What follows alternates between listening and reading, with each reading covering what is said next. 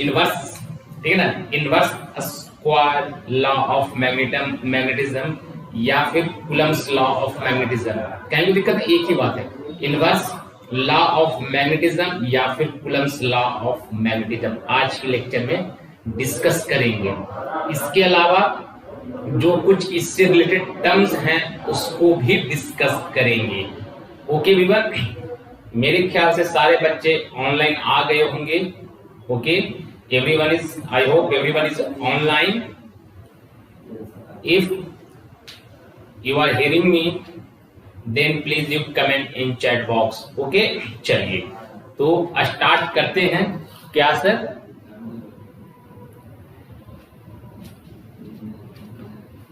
कहीं कोई दिक्कत नहीं, दिख रहा है ना सारे बच्चे? हाँ, चलिए तो स्टार्ट करते हैं। Inverse square law of magnetism, कहीं कोई प्रॉब्लम नहीं होनी चाहिए। Inverse square law of magnetism, देखिए inverse square law of magnetism, inverse square law of magnetism, कहीं दिक्कत नहीं ना? अरे सर कहीं कोई दिक्कत नहीं है।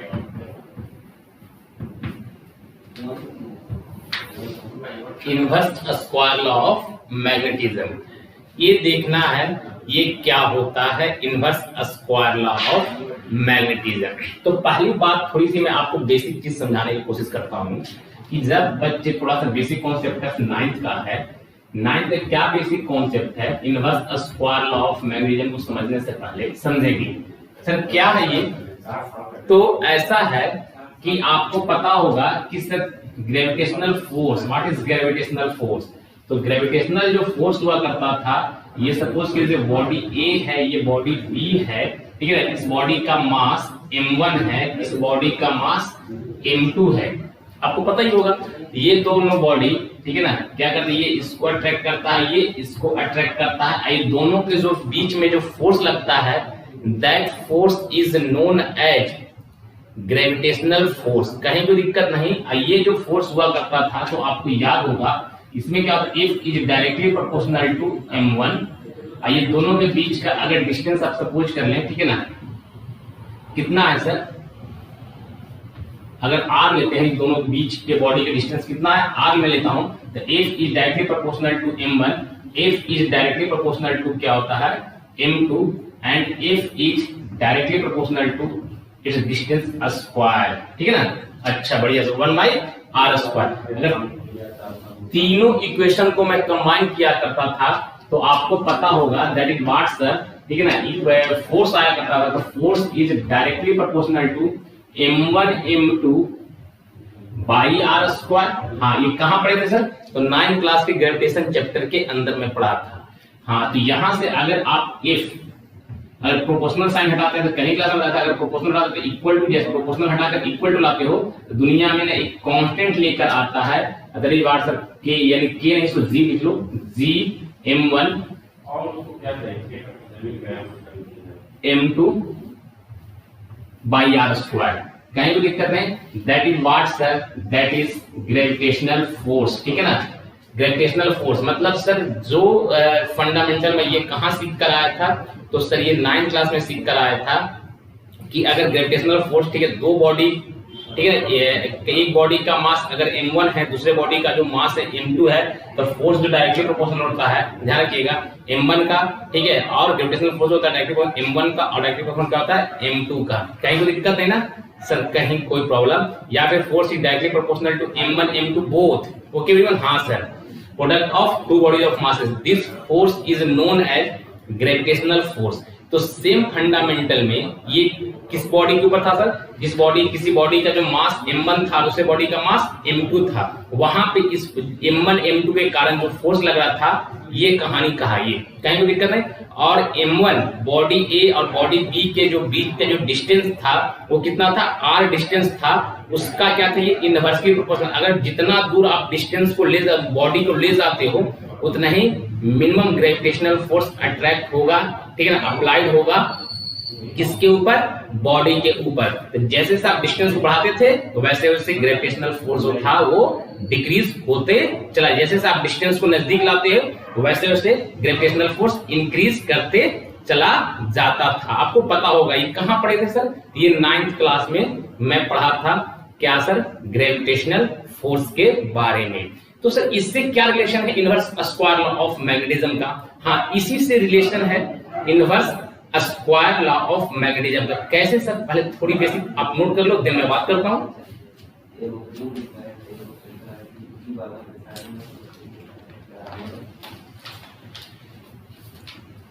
जल्दी से देखिए।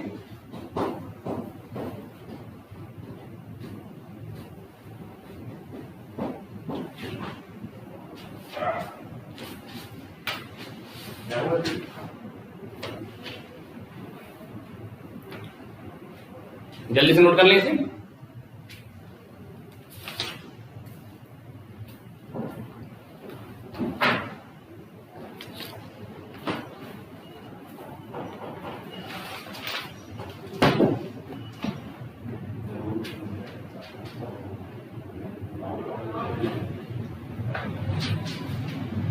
चलिए, हो गया ना? हाँ सर, बढ़िया। तो ये फंडामेंटल हमने कहां सीखा था? तो क्लास 9th में हमने सीखा था। सर अब कहां सीखना है उस चीज को देखते हैं। और ये इनवर्स स्क्वायर लॉ जो है वो क्या है? तो पहला फंडामेंटल हम क्या सीखते हैं कि भाई फंडामेंटल लॉ ऑफ मैग्नेटिज्म। इससे पहले थोड़ी सी और मैं एक और बेसिक में बात करता हूं। Fundamental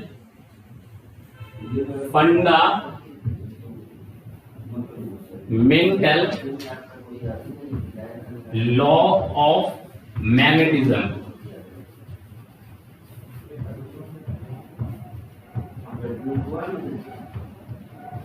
fundamental law of magnetism. कहीं कोई दिक्कत नहीं ना? अरे सर कहीं कोई प्रॉब्लम नहीं है। That is what sir?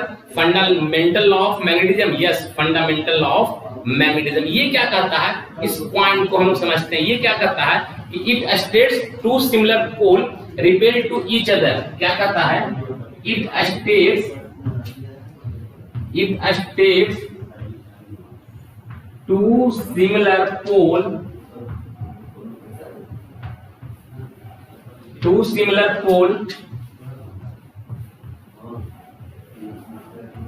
repel to each other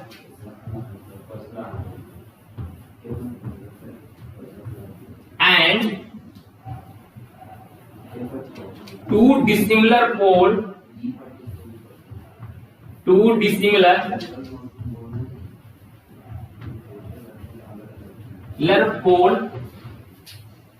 attract to each other,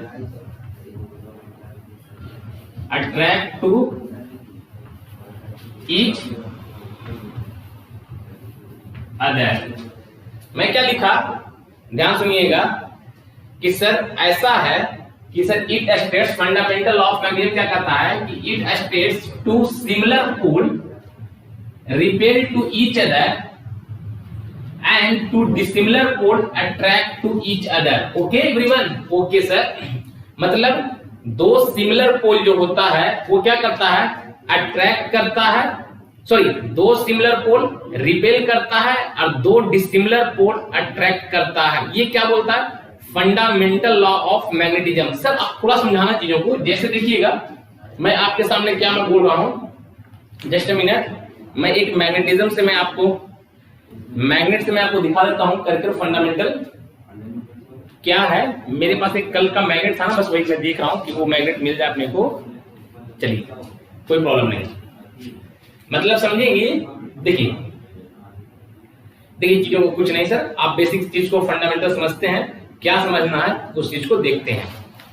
चलिए, अभी तो वो है नहीं, बट मैं दिखा भी दूंगा करके कि क्या है वो। कि सर इट स्टेट्स मतलब सर दो सिमिलर पोल। हाँ, जैसे सर आप ये बात करते हो कि ये एक कोई मैग्नेटिज्म है, ठीक है ना, ये कोई एक बार मैग्नेट है। हाँ सर, ये एक बार मैग्नेट है और ये दूसरा बार मैग्नेट है। ये दूसरा बार मैग्नेट है। हाँ, ये पहला ही बार मैग्नेट जिसका पोल क्या है सर? नॉर्थ पोल और ये साउथ पोल है। ये क्या है? नॉर्थ पोल और साउथ पोल। ये देखिए, ये जो पोल है ये क्या है? देखिए दोनों कैसे हैं सर, सिमिलर या डिसिमिलर, तो सर आज ये डिसिमिलर पोल है, तो ये क्या करेगा, अट्रैक्ट करेगा। ये कहानी कैसा होगा सर, अट्रैक्शन का होगा, मतलब मैं यहां लिख दूं, यहाँ पे क्या करेगा, ये अट्रैक्ट करेगा, अट्रैक्शन की कहानी होगी।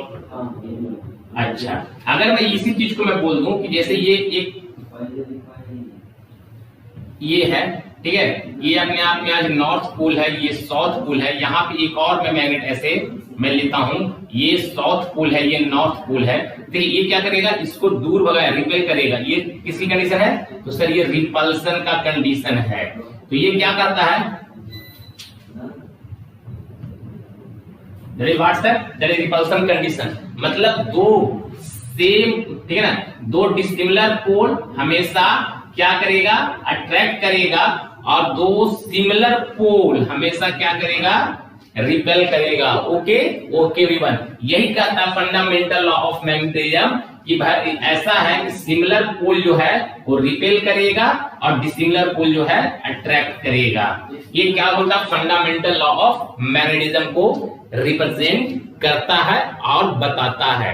कहीं कोई दिक्कत नहीं सर, तो प्लीज आप इसे नोट डाउन कर लें, प्लीज एवरीवन इसे आप नोट डाउन कर लें, फटाफट देख लें चीजों को। हाँ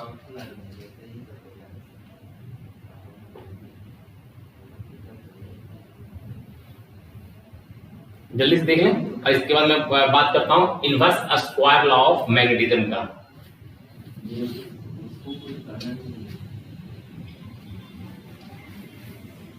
चलिए सारे बच्चे देखे हुए,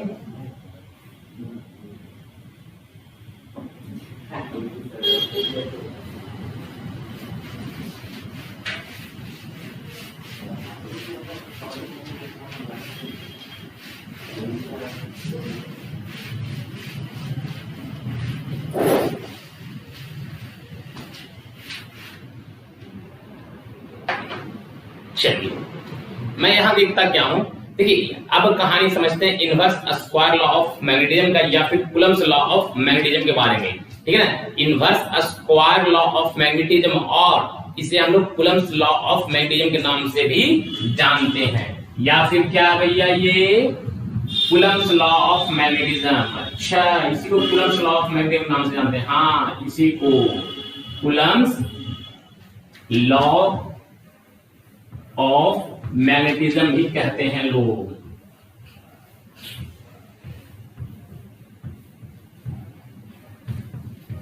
अच्छा, कुलम्स लॉ ऑफ मैग्नेटिज्म कहते हैं, हाँ sir Coulomb's law of magnetism कहते हैं। कहीं कोई दिक्कत नहीं ना सर, कहीं कोई दिक्कत नहीं है। तो अब देखिए कहता क्या है, पॉइंट एवरीवन, ये क्या करता है, ध्यान सुनिएगा, कुलम्स लॉ ऑफ मैग्नेटिज्म मैं वन लाइन में बताऊंगा, आपकी कहानी ये होगी। जैसे ये क्या करता है कि अगर दो आपके पास में मैग्नेट है, ध्यान सुनिएगा, क्या है सर, दो मैग्नेट है, एक मैग्नेट का जैसे अपना कुछ ना कुछ स्ट्रेंथ होगा, तो सपोज करते हैं जैसे एक बॉडी था जिसका मास m1 था, दूसरा बॉडी का मास m2 था, सेम फंडामेंटल में अगर कोई ये बार मैग्नेट है, उस बार मैग्नेट का, ठीक है ना, अपना एक स्ट्रेंथ मतलब जहां तक वो, ध्यान सुनिएगा, जहां तक मतलब पोल स्ट्रेंथ, जहां तक वो क्या करे, अपना इफेक्ट दिखा सके, that is what sir, that is pole strength, मतलब वो क्या करे, रिपेल कर सके या फिर अट्रैक्ट कर सके, that is what, that is pole strength of magnet. Okay everyone, okay sir. तो ये चीज हम समझते हैं और ये चीज देखते हैं। तो कहता क्या है कि जो अगर इससे किसी भी मैग्नेट के ऊपर, ठीक है ना, मैग्नेटिक जो फोर्स होता है उस पोल स्ट्रेंथ की वजह से कितना होता है, तो जितना पोल स्ट्रेंथ होगा उसका डायरेक्टली प्रोपोर्शनल, मतलब फोर्स जो अप्लाई होगा according to its pole strength, ठीक है, पहले मैग्नेट का, सपोज ये एक और मैग्नेट, दो मैग्नेट है, उसका भी डायरेक्टली प्रोपोर्शनल होगा, और दोनों के बीच का डिस्टेंस के, ठीक है ना, स्क्वायर के इनवर्सली प्रोपोर्शनल होगा। ये कौन बताया, तो sir Coulomb's law of magnetism ने बताया, कुलम्स भाई साहब ने बताया कि मैग्नेटिज्म के ऊपर, ठीक है, दो मैग्नेटिज्म के बीच में इतना फोर्स क्या होता है, लगता है। इसी को inverse square law of magnetism के नाम से भी जानते हैं। कहीं कोई दिक्कत नहीं सर, कोई प्रॉब्लम नहीं। तो आप चीजों को देखते हैं और क्या समझते हैं उस चीज को देखते हैं। इन्हें कोई अगर कोई प्रॉब्लम आ रहा है तो प्लीज आप कमेंट करेंगे जरूर से जरूर। हाँ बढ़िया। तो समझते हैं क्या कहता है फंडामेंटली, इस चीज को देखते हैं और लिख लेते हैं कि it states that the magnetic force, क्या कहता है, it states that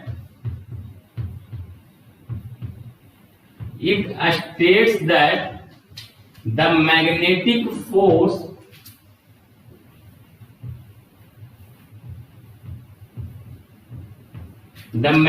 force bracket में अट्रैक्शन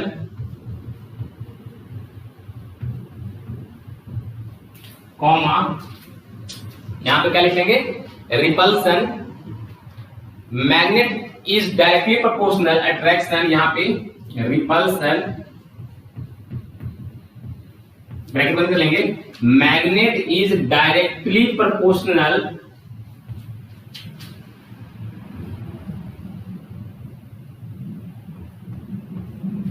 ठीक है ना।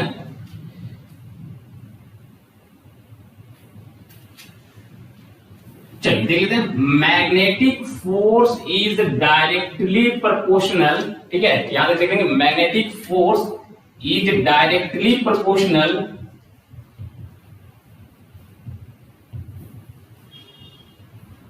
magnetic force is directly proportional to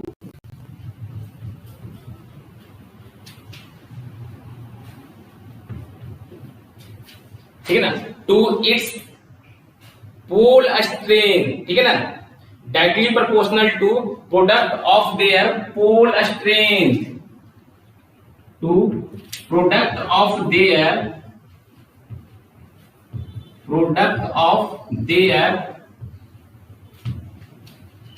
pole strain, यहां तक कॉपी कर लें, ठीक है ना। मैं लिख दूं यहां पे क्या, यहां की बात देखिएगा, product of their pole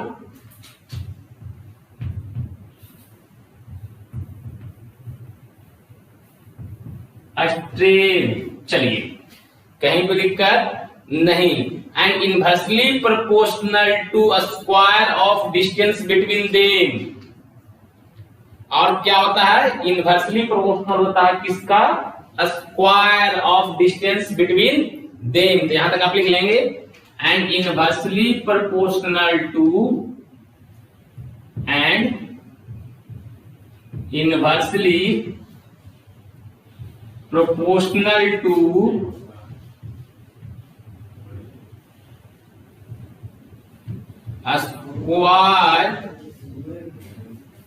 of distance between them. आप सारे बच्चे देख रहे होंगे, मैं क्या बोला भाई, it states that magnetic force of attraction के पास magnetic force is directly proportional, ठीक है ना, to product of their pole strength, ठीक है ना, their pole strength, and inversely proportional to a square of distance between them is known as inverse square law of magnetism और Coulomb's law of magnetism, ठीक है ना। मतलब क्या बोलता है, जिस फंडामेंटल में आप ग्रेविटेशनल लॉ ऑफ, ठीक है ना, पढ़े होंगे 9th क्लास में, सेम फंडामेंटल में क्या है, inverse square law of magnetism या फिर कूलम्ब्स लॉ, वहां पे जो फोर्स था क्या था, प्रोडक्ट ऑफ m1 m2 और inversely directly proportional to product of two masses and inversely proportional to square of distance between them. So we can say that F equal to what, sir? F equal to G m1 m2 upon R square. Okay? What is G, sir? G is gravitational constant. कहाँ पढ़े थे? 9th class में। यहाँ भी वही फंडा में काम कर रहे हैं कि इनवर्स स्क्वायर लॉ जो मैग्नेटिज्म है वो क्या करता है कि आपको पता होगा कि भाई डायरेक्टली प्रोपोर्शनल टू है, ठीक है ना, किसका, प्रोडक्ट ऑफ पोल स्ट्रेन का, एंड इनवर्सली प्रोपोर्शनल क्या है, वो दोनों बीच के पोल के बीच के दूरी, ठीक है ना, उसका ये इनवर्सली प्रोपोर्शनल का स्क्वायर के, ठीक है ना, क्या है, अपना बराबर है। कहीं कोई दिक्कत नहीं ना? हाँ सर, कोई दिक्कत नहीं, तो प्लीज आप इसे नोट डाउन कर लें और जल्दी से जल्दी।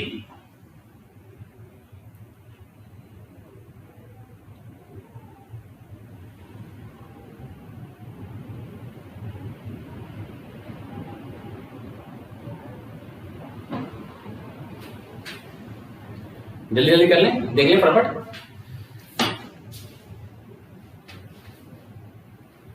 चलिए हो गया होगा? हाँ सर, बढ़िया, यही है कौन, यही है सर अपना, ठीक है, कूलम्स लॉ ऑफ मैग्नेटिज्म या फिर inverse square law of magnetism. ये तो सब थ्योरेटिकल हो गया सर, इसका मैथमेटिकल एक्सप्रेशन भी है। हाँ सर, इसका मैथमेटिकल एक्सप्रेशन भी है, उसकी हम लोग चर्चा थोड़ी देर से करते हैं। कोई प्रॉब्लम नहीं ना? अरे सर कोई प्रॉब्लम नहीं है। चलिए देखते हैं क्या बोला सर, ठीक है ना, क्या बोला कि भाई जो पोल स्ट्रेंथ के डायरेक्टली, ये प्रोडक्ट ऑफ पोल स्ट्रेंथ के directly proportional and square of distance between them के इनवर्सली प्रोपोर्शनल। अच्छा सर, हाँ इनवर्सली प्रोपोर्शनल होता है, हाँ। तो इसका मैथमेटिकल एक्सप्रेशन क्या है सर, देखिएगा मैं आपको चीजों को समझाता हूं। जैसे देखिए, ये एक मैग्नेट है जिसका ये N है, जिसका ये S है। मैं दूसरा मैग्नेट मैं यहीं पे लेता हूं जिसका ये S है और जिसका ये N है। कहीं कोई दिक्कत नहीं ना? अरे सर कहीं कोई दिक्कत नहीं है, कोई प्रॉब्लम सर, कोई प्रॉब्लम नहीं है। ये दोनों के बीच, ध्यान सुनिएगा, ये दोनों के बीच का जो यहां डिस्टेंस है ये आज R है। अच्छा सर ये R है, हाँ, कहीं कोई दिक्कत? अरे नहीं सर, चलिए यहां से आप देख लें, हाँ सर ये डिस्टेंस कितना है, R में ले लिया। ये जो बार मैग्नेट है, ठीक है ना, ये जो पहला बार मैग्नेट है ये फर्स्ट बार मैग्नेट है, और ये जो है सेकंड बार मैग्नेट है, दूसरा बार मैग्नेट ले आओ। तो इसका कुछ ना कुछ अपना एक स्ट्रेंथ होगा। अच्छा, मतलब स्ट्रेंथ का मतलब पोल स्ट्रेंथ होगा। पोल स्ट्रेंथ क्या होता है? इसका फोर्स ऑफ अट्रैक्शन या फोर्स ऑफ रिपल्सन करने की क्षमता जहां तक होगी वो उसका स्ट्रेंथ कहलाएगा। और pole strength is represented by M। Okay everyone, मतलब सर इसका मैं लिखाऊंगा भी आज तक कि हाँ, इसका जहां तक अट्रैक्शन या रिपल्सन करने की, ठीक है ना, अपना स्ट्रेंथ होगा, that strength is known as pole strength and pole strength is represented by M, small m। अच्छा, तो मैं बोलता हूं क्या, ये जो बार मैग्नेट है इसका जो पोल स्ट्रेंथ आज है वो M1 है। अच्छा, ये जो बार मैग्नेट है इसका जो पोल स्ट्रेंथ है आज M2 है। ये M1 M2 क्या है sir? M1 M2 is nothing, this is pole strength. Pole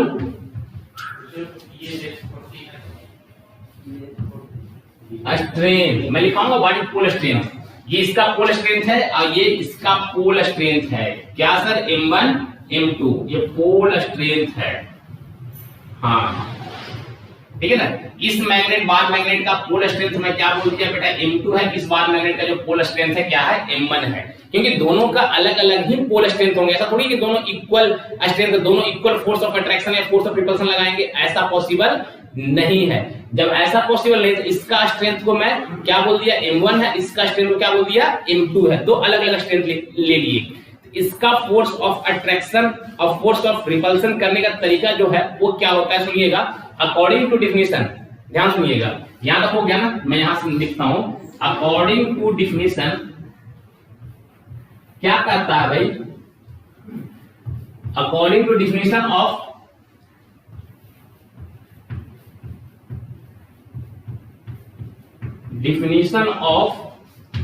inverse square law, ISLM, inverse square law of magnetism, ISLM, ठीक है ना।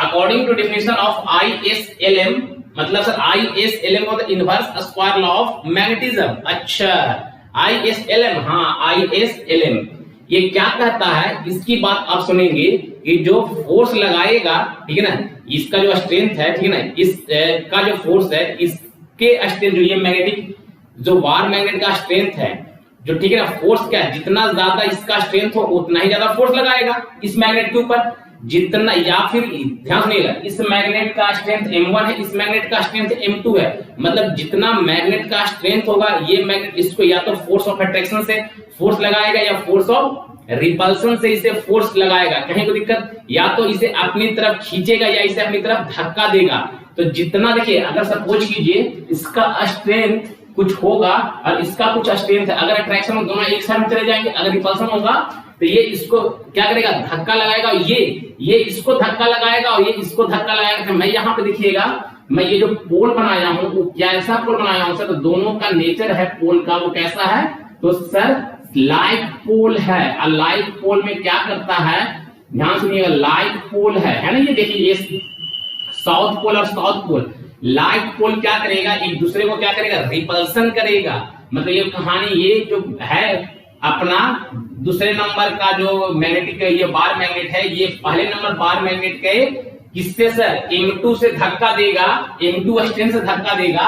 और ये जो है ध्यान सुनिएगा, और इसके वजह से ये M1 की वजह से, ठीक है ना, इससे बार मैग्नेट की वजह से ये M1 स्ट्रेन से इसे धक्का देगा, ठीक है ना, रिपेल करेगा। कोई प्रॉब्लम सर, कोई प्रॉब्लम नहीं है। तो अकॉर्डिंग टू, ध्यान सुनिएगा, ये इसको धक्का देगा, ये इसको धक्का देगा, रिपल्सन लग गया। क्यों, क्योंकि लाइक पोल है, like pole repel to each other and unlike pole attract to each other, you know very well. Okay okay sir. जैसे ही इसको धक्का दिया सर, कितने से धक्का दिया वही फोर्स फाइंड करना है।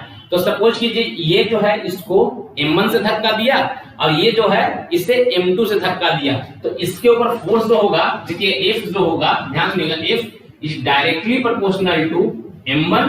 अच्छा नहीं, हाँ सर बढ़िया। और F जो होगा वो डायरेक्टली प्रोपोर्शनल टू किसका होगा sir, F is directly proportional to M2। अच्छा अब समझेंगे, याद ध्यान रखिएगा। अच्छा, इस दोनों के बीच के डिस्टेंस कितना है, r है, तो फोर्स किसके ऊपर डिपेंड करेगा सर, r पे। अगर जितना ज्यादा डिस्टेंस को बढ़ाओगे उतना ही कम जो है फोर्स अट्रैक्ट होगा ड्यू टू पोल स्ट्रेंथ। तो हम क्या कहते हैं कि जो ये फोर्स होगा ये इनवर्सली प्रोपोर्शनल होता है इसके डिस्टेंस के स्क्वायर के बराबर। ये देखिए तीनों एक जैसा इक्वेशन है, तीनों फोर्स पे ही फिर डिपेंडेंट है। हाँ सर, अगर स्ट्रेंथ बढ़ेगा तो F बढ़ेगा, अगर स्ट्रेंथ घटेगा तो F घटेगा, अगर डिस्टेंस बढ़ेगा तो फोर्स डिक्रीज होगा। कहीं कोई प्रॉब्लम नहीं सर, प्लीज यहां तक नोट डाउन करें, जल्दी से नोट डाउन कर लें।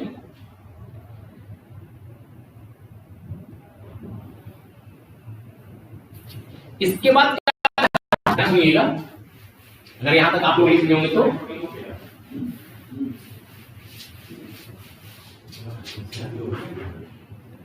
अब इसके बाद क्या करता है, पॉइंट टू नोट एवरीवन। हाँ सर, क्या करता है, ध्यान सुनिएगा कि ये देखिए, ये जो बोलता है कि भाई फोर्स जो होगा डायरेक्टली प्रोपोर्शनल टू होगा किसका, प्रोडक्ट ऑफ पोल स्ट्रेंथ का। तो देखिएगा ये जो मैं लिख रहा हूं, फोर्स, दोनों को force is directly proportional to product of pole strength, पहले का M1 दूसरे का M2।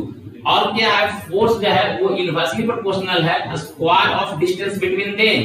तो मैं लिख दिया सर, ये दोनों को मैं मिलाकर लिखूं, ये combining equation 1 and 2, then we get, मैं लिखूं क्या, कंबाइनिंग 1 2 3 था ना, इसको भैया 4 कर लो, ये 3 है आज भी।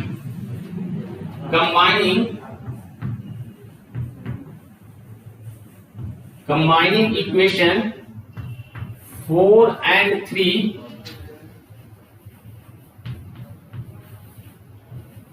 बी गेट, ठीक है ना, बी गेट क्या मिलेगा, ध्यान सुनिएगा, जैसे ही आप कंबाइन करते हो तो F is directly proportional to M1 M2 by are square. हाँ सर, क्योंकि फोर्स के भी प्रोपोर्शनल है, फोर्स के भी प्रोपोर्शनल, तो भाई फोर्स के दोनों प्रोपोर्शनल होंगे। हाँ सर बढ़िया, यहां तक देखिए कोई दिक्कत नहीं है। अच्छा, अब यहां से क्या सर, ये प्रोपोर्शनल का फंडामेंटल क्लियर करते हैं, ये आर स्क्वायर नीचे में बेटा, ठीक है ना, अगर नहीं दिख रहा मैं लिखता हूं छोटा सा, ये आर स्क्वायर है, कोई दिक्कत, अरे सर कोई दिक्कत नहीं, मैं ऊपर लिख दूं क्या, अच्छा देखिएगा, ये जो फोर्स है ये डायरेक्टली प्रोपोर्शनल है M1 M2 by are square. चलिए यही ना, हाँ sir, M1 M2 by are square. तो अब यहां से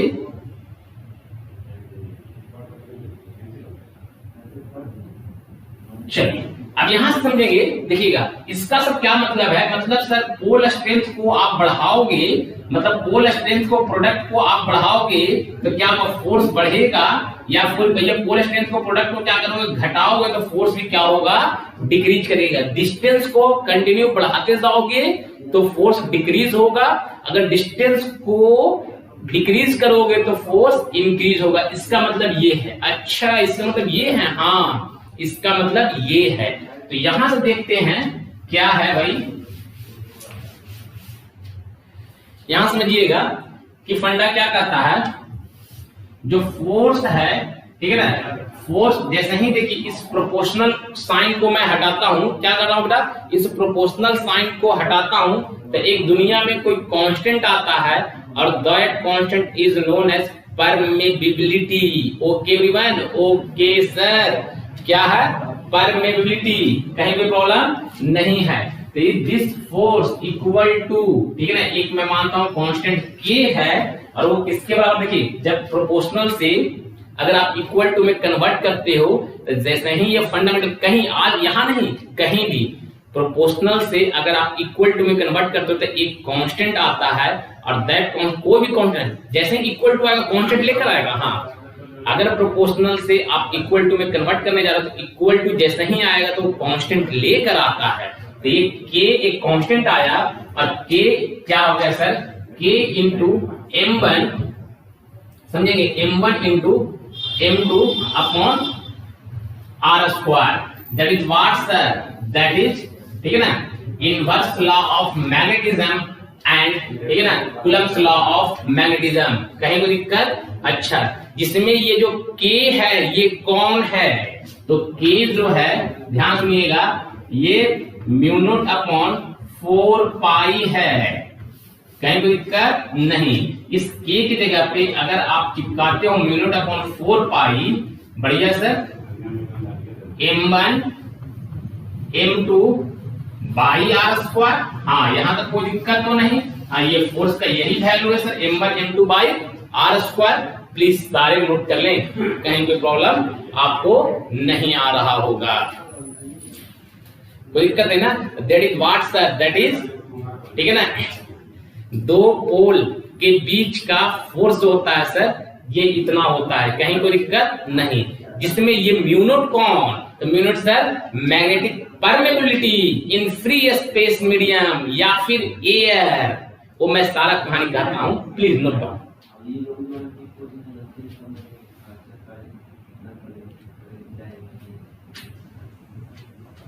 जल्दी से नोट डाउन कर ले सारे बच्चे। अच्छा दिख नहीं रहा है, ओके चलिए जल्दी से जल्दी नोट कर डाउन कर ले, हट जाता हूं।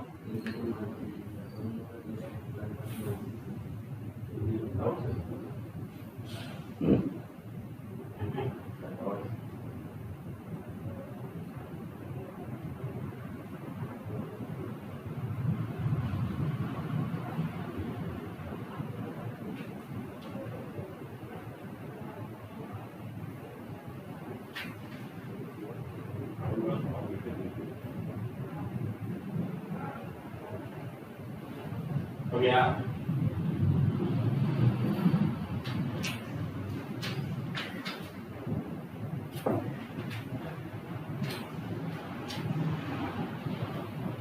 जल्दी से कॉपी कर ले।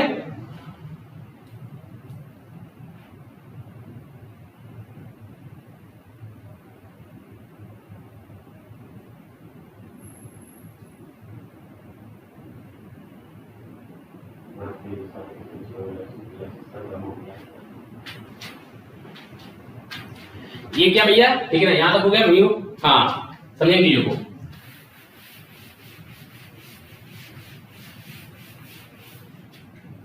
समझेंगे चीजों को सर क्या बोल रहा है, ठीक है ना। फंडामेंटली कि जो f जो आया सर वो किसके बराबर आ गया, तो f equal to mu naught upon 4 pi m1 m2 upon r square. Mu naught कौन है सर, तो म्यू नॉट जो है sir absolute magnetic permeability in air, कहीं कोई दिक्कत नहीं सर। तो मैं आपके बात को लिख देता हूं आपके सामने, जो f है, F equal to what sir? तो F इक्वल टू जो है आपका, ठीक है ना, म्यू नॉट अपॉन 4 पाई, वहां लिखा हुआ है mu naught upon 4 pi M1 M2 by R square. चलिए कॉपी कर ले सारे बच्चे, कहीं कोई दिक्कत नहीं होनी चाहिए, कहीं कोई प्रॉब्लम नहीं होनी चाहिए। ओके एवरीवन, कहीं कोई दिक्कत नहीं सर।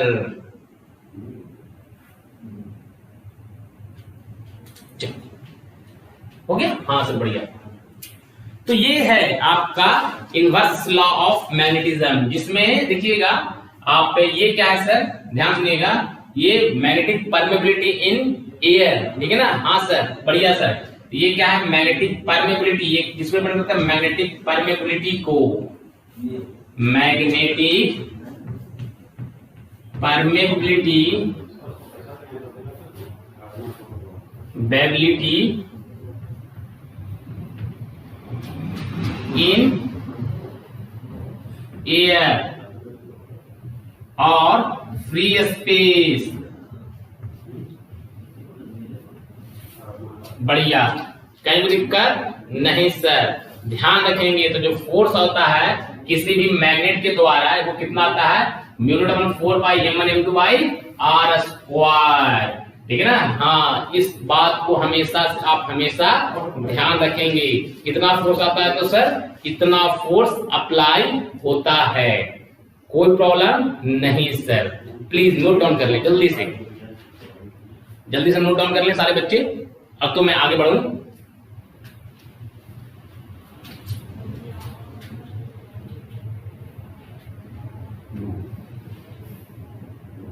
आगे ना? हाँ सर बढ़िया। तो अब इसकी कहानी क्या करता है वो ध्यान सुनिएगा। सर क्या कहना चाह रहा है क्वेश्चन देने वाला, ठीक है ना, कि सर अब इससे कुछ रिलेटेड टर्म्स हैं।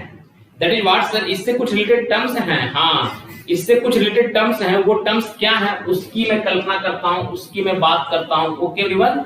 ओके, तो प्लीज सारे बच्चे लिखे होंगे, तो मैं इसे वो करता हूं और आगे बढ़ता हूं। चलिए, तो पहला इनवर्स लॉ ऑफ मैग्नेटिज्म के जो कहानी है, इससे कुछ रिलेटेड टर्म्स हैं, उसको देखते हैं। तो सम इंपॉर्टेंट टर्म्स, कहीं कोई दिक्कत नहीं सर, कोई प्रॉब्लम नहीं। तो लिख लीजिएगा इंपॉर्टेंट टर्म्स।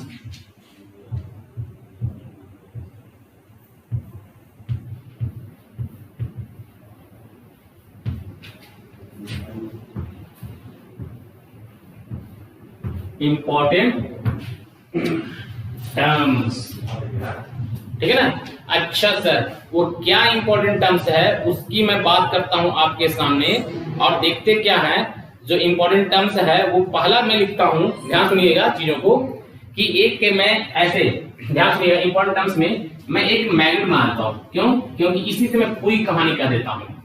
क्या है? एक बार मैग्नेट है। क्या है? एक बार मैग्नेट है जिसका नॉर्थ पोल और साउथ पोल है ए।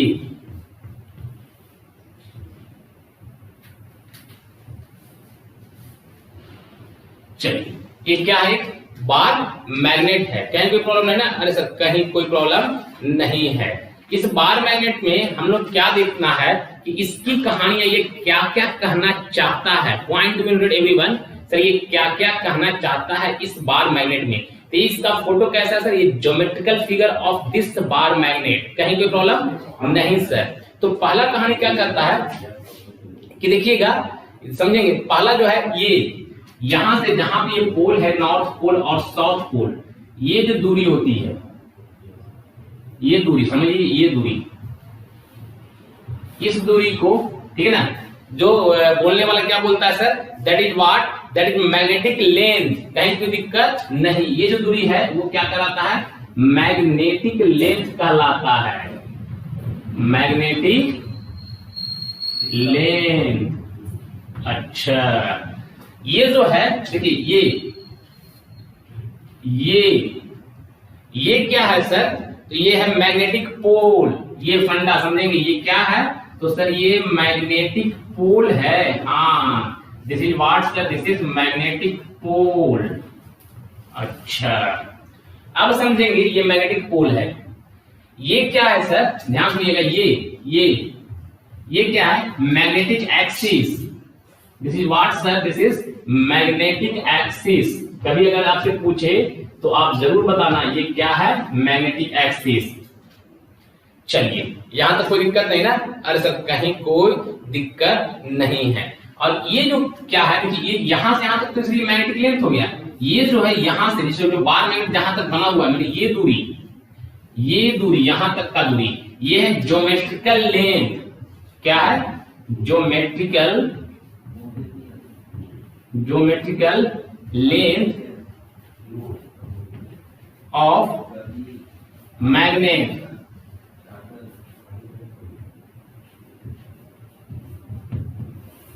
ये ज्योमेट्रिकल लेंथ ऑफ मैग्नेट है। कहीं कोई दिक्कत? अरे सर नहीं। तो ये जो दूरी हो, देखिए ये नॉर्थ पोल यहां से ये जो दूरी है, ये फिर साउथ यहाँ पे, ये दूरी मैग्नेटिक लेंथ कहलाता है, ये मैग्नेटिक एक्सिस कहलाता है। ये पूरा जो फोटो बना हुआ है ये, हाँ, ये मतलब बार मैग्नेट है, ये अपने आप में क्या कहलाता है, ज्योमेट्रिकल लेंथ कहलाता है। और ये जो है ना, ये क्या कहलाता है, मैग्नेटिक पोल कहलाता है। कहीं कोई दिक्कत नहीं। इस फोटो को प्लीज जल्दी से नोट डाउन कर लें।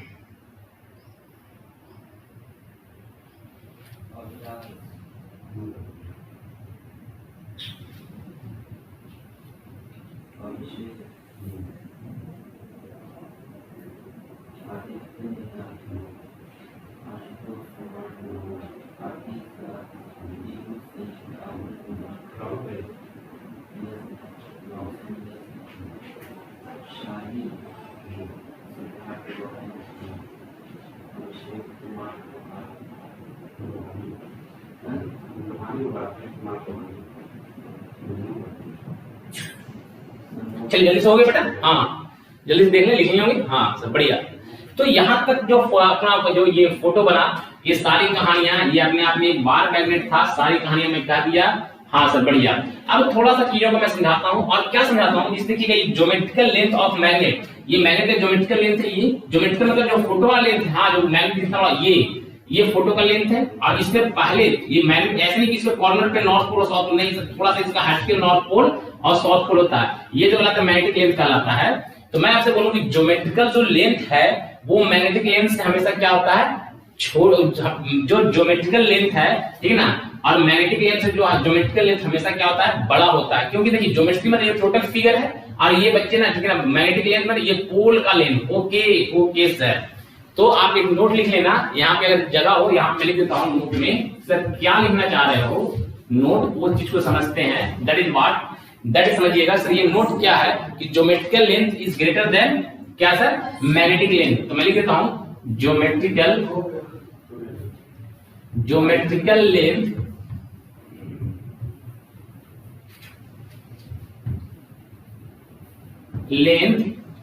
इज ग्रेटर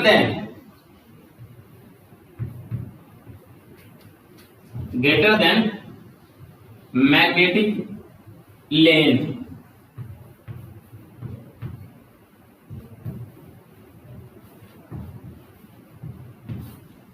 मतलब ज्योमेट्रिकल लेंथ क्या होता है, बड़ा होता है किससे, मैग्नेटिक लेंथ से। हमेशा ध्यान रखिएगा। अच्छा सर, ज्योमेट्रिकल लेंथ जो होता है मैग्नेटिक लेंथ से बड़ा होता है। हाँ भैया, आज के अंदर भी देखिएगा क्या बोलेगा, अरे ये पूरी दूरी, ये दूरी है, इसको ज्योमेट्रिकल लेंथ बोलते हैं। जो फोटो मैग्नेट का रहेगा वो ज्योमेट्रिकल फिगर है, हाँ बढ़िया। और ये जहां पे नॉर्थ पोल और साउथ पोल की दूरी उसको मैग्नेटिक लेंथ बोलते हैं। तो ये देखिए, ये दूरी बड़ा है, ये दूरी बड़ा है सर। ज्योमेट्रिकल जो लेंथ है ना मैग्नेट का, वो दूरी बड़ा है।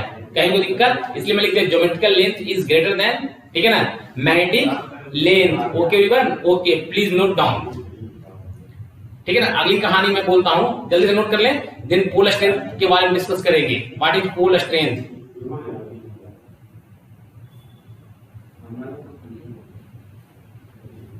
हो गया होगा?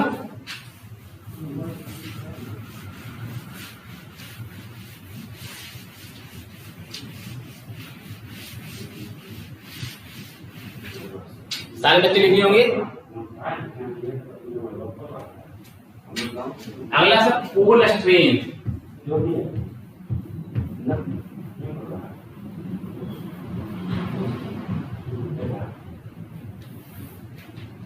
पोल स्ट्रेंथ तो क्या पोल स्ट्रेंथ होता है, इस चीज को मैं आपको समझा भी दूं और लिखवा भी देता हूं, कहीं कोई दिक्कत नहीं है। मैं आपको बता दूं कि सर देखिए द एफिनिटी, ठीक है ना, ऑफ पोल, ध्यान से, the affinity of magnetic pole to attract और repel to another magnetic pole is known as pole strength. अच्छा, मतलब कि पोल स्ट्रेंथ जो होता है वो क्या होता है, किसी भी मैग्नेट का वो पोल स्ट्रेंथ कहलाता है जो दूसरे मैग्नेट को, ठीक है ना, जितने से रिपेल करता है या फिर अट्रैक्ट करता है वो उसका क्या कहलाता है, पोल स्ट्रेंथ कहलाता है। तो प्लीज नोट डाउन कर लेंगे कि the affinity of magnetic pole to attract, the affinity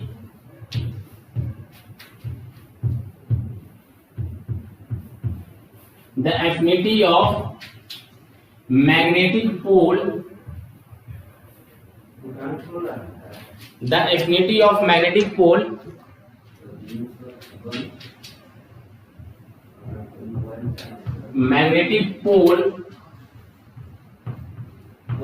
to attract or repel to another magnetic pole,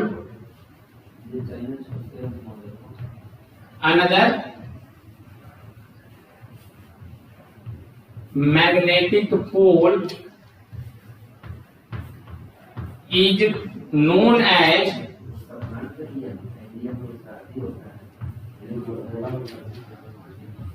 pole strength।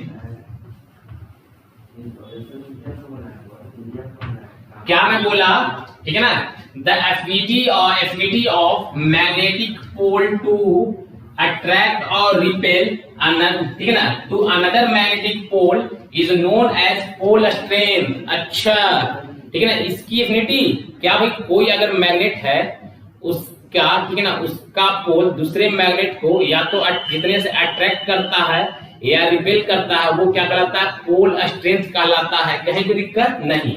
दूसरी कहानी क्या कहता है, मैं इसका फोटो बना दूंगा जैसे समझेंगे चीजों को। किधर बना दूं, अच्छा चलिए अभी बस लिख लीजिए। क्या कहता है कि भाई pole strength is represented by, pole strength is represented, short लिख देता हूं, represented by m. Pole strength किस डिपेंड करते हैं, एम से, इसलिए यहां पे लिखना आप एम, पोल स्ट्रेंथ मतलब एम। कहीं कोई दिक्कत, अरे नहीं सर, पोल स्ट्रेंथ जो होता है ना, ठीक है ना, ये किसके ऊपर डिपेंड करता है, ठीक है, मटेरियल के ऊपर, मैग्नेटिक मटेरियल किससे बना हुआ है उसके ऊपर पोल स्ट्रेंथ डिपेंड करता है एंड इस एरिया के ऊपर भी डिपेंड करता है। तो मैं लिख दूं pole strength depend upon two factors. First one is जो मैग्नेट बना है किस मटेरियल का बना हुआ है, या दूसरा जो फैक्टर है वो क्या है कि ध्यान सुनिएगा, फर्स्ट फैक्टर क्या है कि सर वो जो मैग्नेट बना हुआ किस मटेरियल का बना हुआ है, और जो दूसरा फैक्टर है कितने एरिया में बना हुआ है। तो बिनो ये we can say that magnetic pole strength depends upon two factors. First one is what is the manufacturing of what type of material, and दूसरा its area, उसके area and shape and size के ऊपर pole strength जो है depend करता है। तो please जल्दी से इसको नोट डाउन कर ले और देन मैं आगे लिखाता हूं क्या करना है।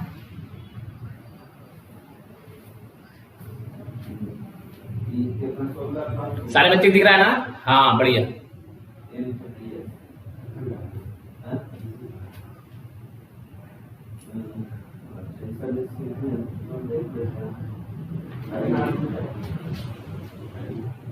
आज कोई सही नहीं है ना,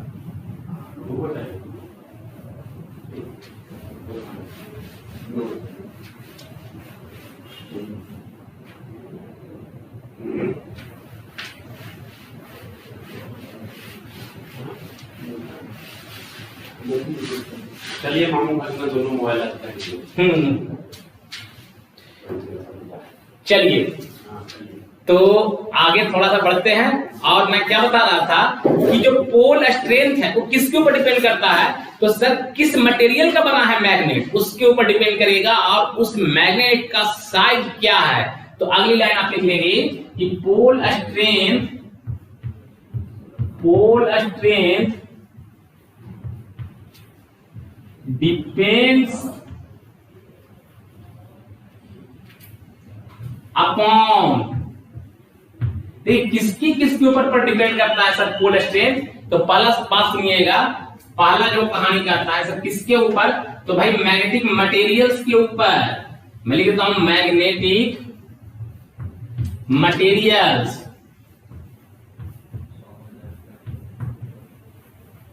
अच्छा, और दूसरा क्या करता है, ध्यान सुनेंगे, पहला मैग्नेटिक मटेरियल्स के और दूसरा इसका शेप एंड साइज के ऊपर, शेप एंड साइज। अच्छा, शेप एंड साइज, हाँ। तो pole strength depend upon two factors, magnetic materials and shape and size of the magnet, magnetic materials of the magnet and shape and size of the magnets. That is important factor about pole strength. कहीं भी दिक्कत sir? कहीं कोई दिक्कत नहीं है। Please जल्दी से नोट डाउन करें और आगे बढ़ते हैं।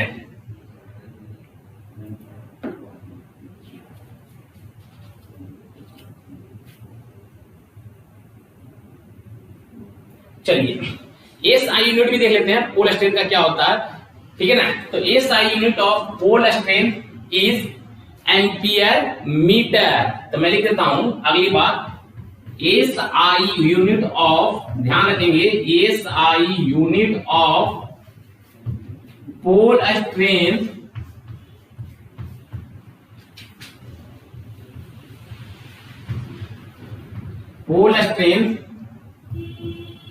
इज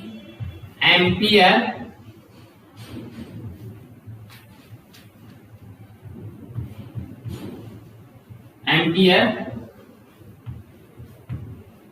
मीटर, ठीक है ना। तो जो S I unit of pole strength क्या होता है? Ampere metre. कोई दिक्कत नहीं ना? अरे सर कोई दिक्कत नहीं है, बढ़िया, यहां तक कोई प्रॉब्लम नहीं। तो ये यही आता है पोल स्ट्रेंथ का जो एस आई होता है क्या होता है बेटा? वो एम्पियर मीटर होता है। ये भी मैं आपको सिखा दूंगा कि सर ये एम्पियर मीटर आया कैसे, पहले इसको नोट कर लें, इसके बाद मैं बोलता हूं।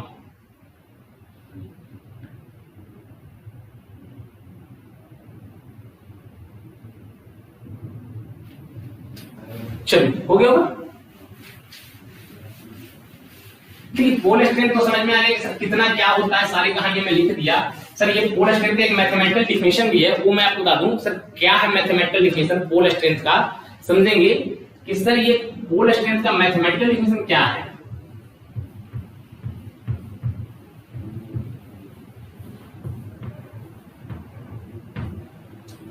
पोल स्ट्रेंथ का जो ये मैथमेटिकल डिफिनेशन सर ये क्या है, पोल स्ट्रेंथ का मैथमेटिकल डिफिनेशन। तो मैं आपके सामने क्या बोलता हूं, point two everyone what I am saying, कि सर देखिएगा कि कोई भी एक कंडक्टर है, ये कोई भी एक कंडक्टर है, समझेंगे, क्योंकि जब बात हो रही है तो पूरी बात होनी चाहिए। ओके एवरीवन, ओके, ऐसा नहीं कि सर ये अपनी कहानी के अंदर नहीं होगा, ऐसा नहीं, ठीक है ना। हाँ देखिए, जैसे कोई एक कंडक्टर है, हाँ बढ़िया सर,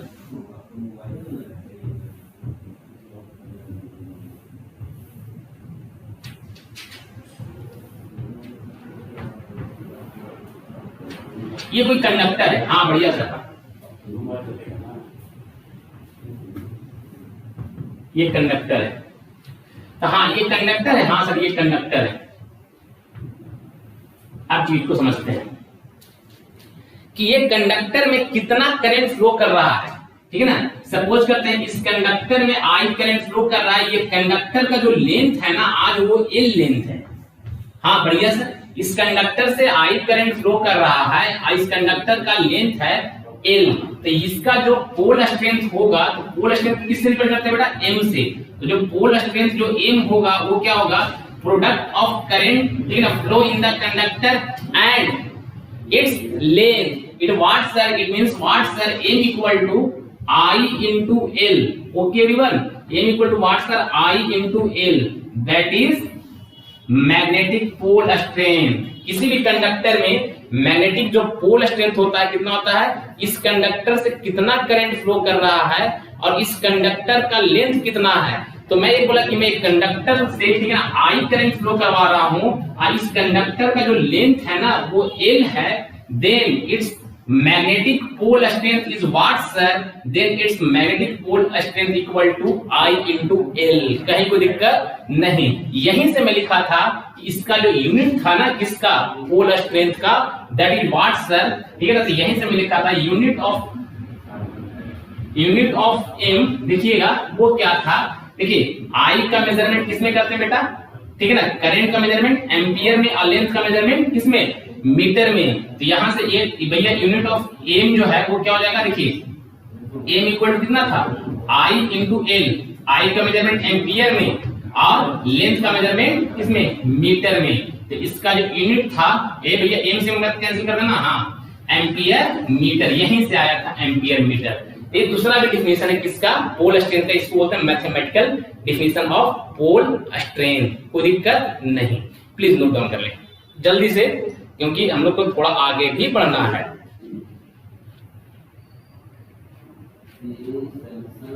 आगे आगे बोलूं, हाँ सर बढ़िया, चलिए जल्दी से कर लें। या फिर अगर कोई बच्चे को ये भी नहीं पकड़ में आ रहा तो ध्यान रखेंगे, इसको मैं लिख देता हूँ इसमें कि पोल स्ट्रेंथ जो होता है, ध्यान रखिएगा, यहां लिख दूं क्या, अच्छा जल्दी से लिख लें,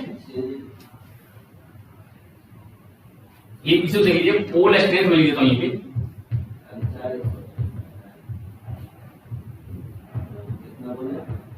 पोल स्ट्रेंथ जो होता है, ठीक है, किसका, product of current into length of conductor, product of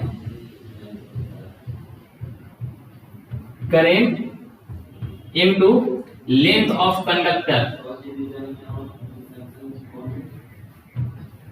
length of conductor. चलिए ये होता है सर, अगर आपको ये भी चीज ध्यान रखेंगे, बस कुछ नहीं इससे ज्यादा, ये maximum definition about pole strength. Okay everyone, this maximum information about pole strength. आपको कहीं भी दिक्कत पोल स्ट्रेंथ में नहीं आएगी, सारे बच्चे से प्लीज जल्दी से नोट डाउन कर लें, और आप ठीक है ना मेरे बताएं कि आपको पोल स्ट्रेंथ समझ में आया है या नहीं आया। अगर नहीं आया तो फिर क्या, ठीक है, करना पड़ेगा आपको, ठीक है, एक्सप्लेन करना पड़ेगा। या कोई डाउट्स होगा तो प्लीज आप डाउट्स क्लास में आप मुझसे जरूर पूछना, कहीं कोई दिक्कत नहीं सर।